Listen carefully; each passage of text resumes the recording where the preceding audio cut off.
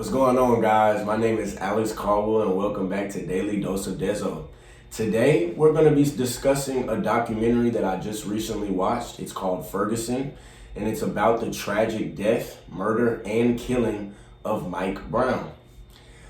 I just wanted to give my feedback on the film, review it, some key things that happened within the documentary that I took away from it and that I wanted to discuss with you all.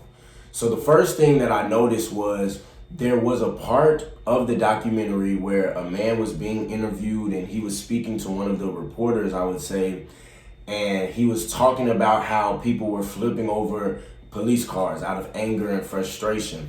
And another man comes, he's just walking on the street, and he comes and interrupts him and he says, "Man, you talking about a police car, we just lost a body. We just lost a person. Take the focus off of the police car and put it on the matter at hand. Why we're out here doing this." And I think that's important because a lot of times people want to focus on the reaction, but not necessarily focus on what caused that reaction.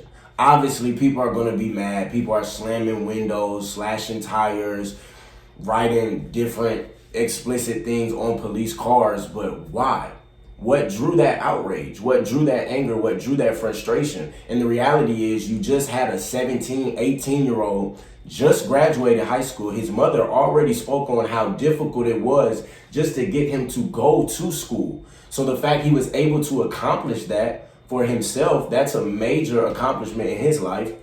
But the fact he was gunned down and killed without a weapon on him at all, by a police officer, somebody that we trust to protect and serve. Come on, man. Come on. That type of stuff right there is just stuff I don't really have tolerance for. When people just want to put their attention on, but the looting, but burning. Why? Look at who actually died, man. You can replace a police car. You cannot replace a life. That Mike Brown's family will never have him back. And that's the reality of it. Something else I wanted to discuss too was there was a young gentleman, he was being interviewed in his family room, and he was discussing some of the discussions that were going on throughout his class and with his teachers. And one of the teachers told him, they said, "Yeah, I think the officer did the right thing. I think it was right of the officer to shoot and kill Mike Brown." What? Come on, this actually brought up flashbacks for me because I actually remember being in the 6th or 7th grade, I want to say. And this was after Trayvon Martin's tragic killing, and the verdict came back. The officer obviously was not indicted for his criminal act that we all know he committed because he did kill Trayvon Martin. And I remember having a discussion with a young white male in the hallway during school, and we didn't see eye to eye on it. Obviously, I felt as if the officer was in the wrong. Should not have gunned down and killed Trayvon Martin, regardless of what was going on. He had a weapon, you did not. He was saying, "Oh, well, he was resisting, this and that. How are you going to expect to put yourself in that position? The officer feared for his life." I'm not trying to hear none of that. How are you going to kill somebody and you have a weapon on you and they do not? That doesn't even make sense in the first place. So those were two of the biggest things I took away from the documentary. Obviously, the news cycle has a way of just portraying black deaths as if it's open season, honestly. That's how I would put it. Oh, here's another black death. Here's another black death. They put the actual killings on national television.